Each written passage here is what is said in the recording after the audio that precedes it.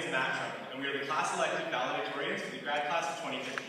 And to describe this year in one phrase, we made it. This is an important milestone in all of our lives, and in our generation, important milestones and events are celebrated by selfies. Oh, like, got my N, selfie. Handed in my English 12 post portfolio, selfie. On stage reciting our valedictorian speech, selfie. Our generation is so defined and reliant on social media these days that I wouldn't be surprised at all if our Facebooks and Instagrams are blowing up as we speak with posts from the grads. Now, our grad class has been notorious for social media use and spamming everyone's Facebook notifications through our grad page. In fact, to write this, Matt and I were scrolling through the grad group on Facebook and, wow, have we accomplished a lot.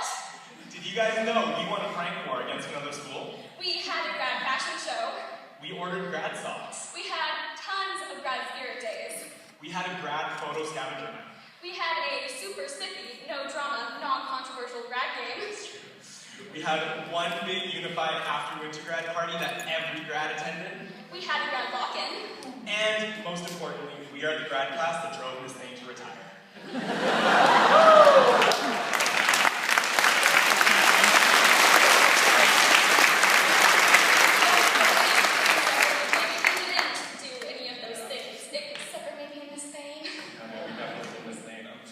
Even though we didn't actually do any of those things, looking back through our grad page allowed Sarah and I to reminisce on not only our senior year in high school, but also our lives as we progressed from kindergarten through to where we are now. Oh, kindergarten. I remember the days. Eating Play-Doh like candy and fighting over the red race car because clearly the red car is better than the blue car. And who could forget about the recess bell ringing and rushing to be the first ones on the swings or the first one down the slides, playing our little hearts out until the end of recess bell would ring and our playtime would end. Those were simpler times. Here's to sitting out on the field after school, trading Pokemon cards and Yu-Gi-Oh cards, and battling it out in the Beyblade arena. Alas, Pokemon cards were soon replaced with computer screens. And Neopets, Webkins, Club Penguin, Tamagotchi, and MSN Messenger took over. And our lives became so possessed by cable TV and computer screens that our years through elementary school flew by faster than Mr. Turnbull running through the school on the day of King and Queen of the Hill. The next thing we knew, we were crossing over that threshold and leaving elementary school behind. Elementary school was a time of ignorant bliss. But what's this? I feel weird. I'm feeling all these feelings and I don't know what to do with them. It must be puberty! Puberty! Same thing. Middle school. A place where magical insecurities shine. Where children lied about their age in order to get Facebook. Where we tried to act older than we were by listening to rap music and the top 40 of Ryan Seacrest. We turned away from our Neopets and turned to Family Channel and Hannah Montana. You know, Hannah Montana actually kind of summarizes your middle school experience. In grade 6, you put a wig on to become someone you're not in order to get the best vocals to fit in. Okay, and in grade 7, it's the climb to discover who you want to be, the person you're pressured to be, or who you really are inside. And at the end of grade 8, middle school's over and you realize you destroyed it like a wrecking ball. But in actuality, all we were doing was trying our hardest to fit in, and Lambert gave us a place to do that. No matter what social group we belonged to, whether it was leadership, band, drama, academy, task, trades, international, or one we didn't even mention, Lambert gave us, the grad class of 2015, a common thread that streams us together. But before we were the grad class, you see before you, we each had to go through the freshman year. I remember walking through those doors on the first day of grade 9. Everyone was so tall, and they still are. You know, Sarah, I actually just think you're short. But I know what you mean. Everyone seems so big and scary that year. And as bad as grade 9 was, it was over really quickly. Besides, who really remembers grade 9? We kind of tried to block that one out. Just like how I try to block out all of middle school. Then came grade 10, with a freshman batch of grade 9s. We tried to convince ourselves that we weren't as bad as them. But let's be honest, we were. I mean, the only positive of grade 10 was that the world didn't end in 2012. You know, grade 10 is that awkward transition grade of high school where you think you're super important, but you're actually the most irrelevant grade. You're not the freshman, and you're still not old enough to play on the senior sports teams. You're just there. But next comes grade 11, and you're finally important. You have to make important life decisions about what courses you take, get involved with volunteer opportunities in and out of school, and vote on your grad color. Wait, sorry, Sarah. Wouldn't that be something you would normally say to like you're in grade 12 or like grad council? Like we're talking about grade 11 right now. I'm sorry, what? Matt, where have you been? All of the hip grad classes decide all of the important stuff before September comes around. Okay, next you'll be telling me we had grad work in the summer. No. I'm clearly not thinking like a hip grad, but you know what? Some people up there were, and we were clearly on top of things. Now, with all of those important details decided, we're ready to go into grade 12. Grade 12 has been a bumpy ride from start to finish.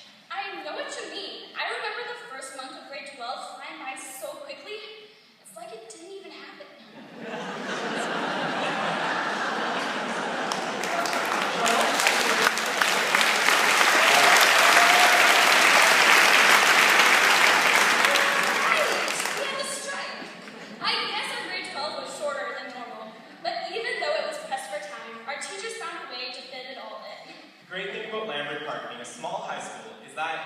Genuinely care and want to see us succeed.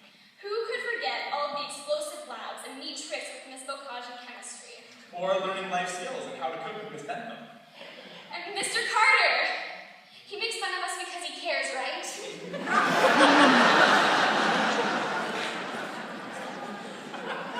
Then there's the hardworking Mr. Conrad, who never seems to leave the wood shop or the metal shop. I've actually heard rumors he sneaks into the school after hours to teach the teachers. Now, he's retired. Someone should change the laws. And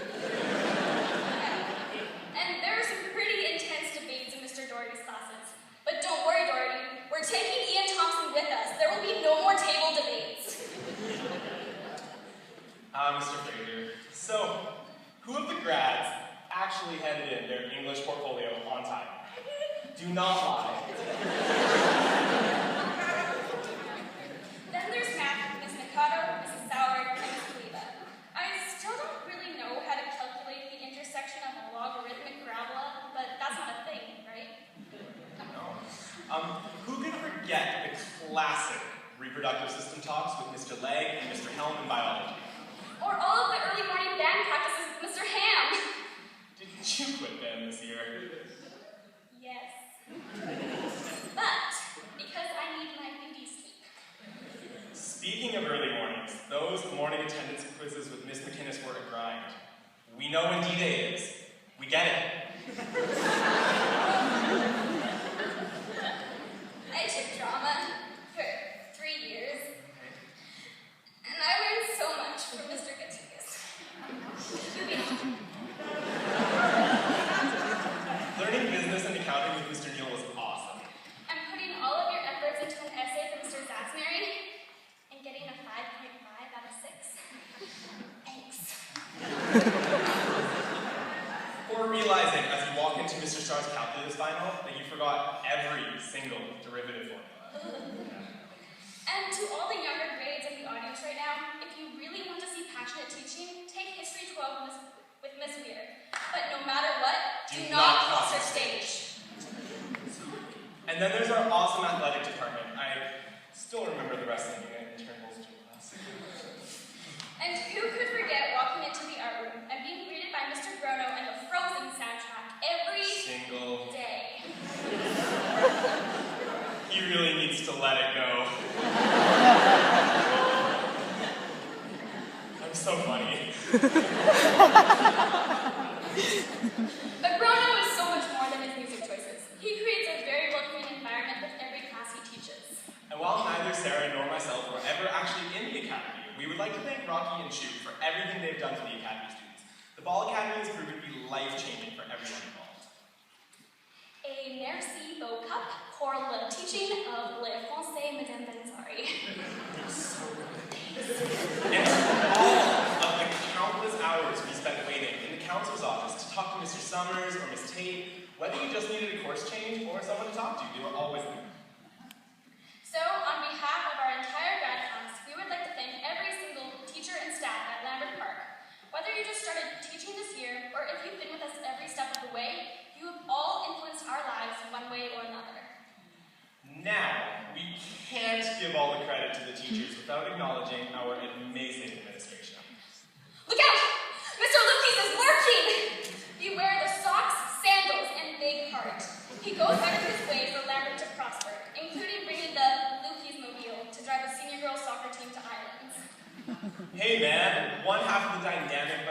duo was made up of Mr. Thompson, the coolest motorcycle riding vice principal to yell at us to get to class.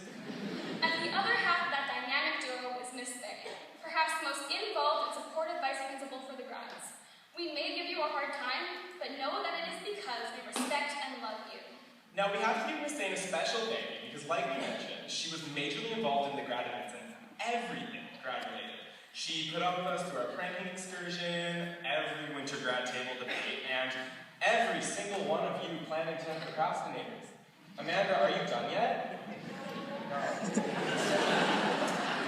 So, sorry for being the grad class you retired to, and thanks for putting up with us.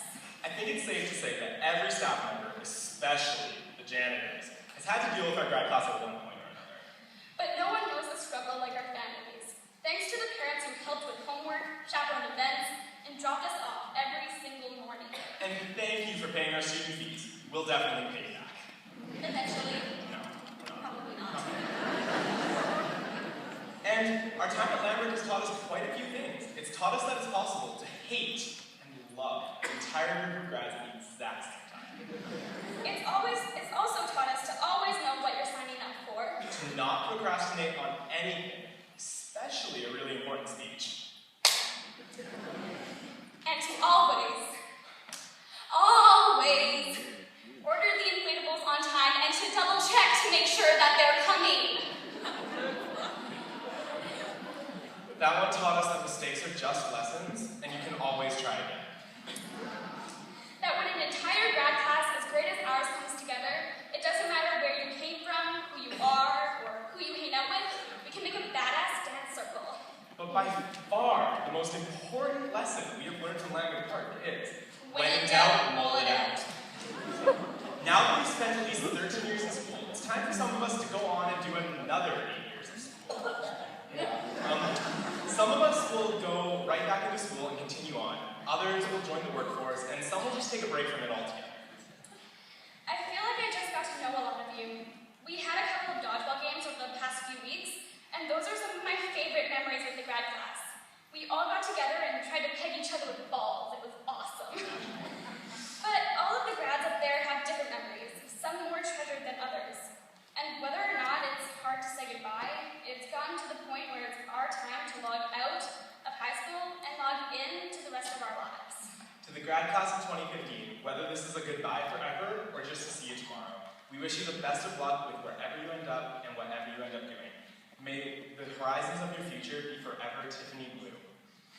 We hope that you will all miss us as much as we miss you. Even you, Jeremy Allen.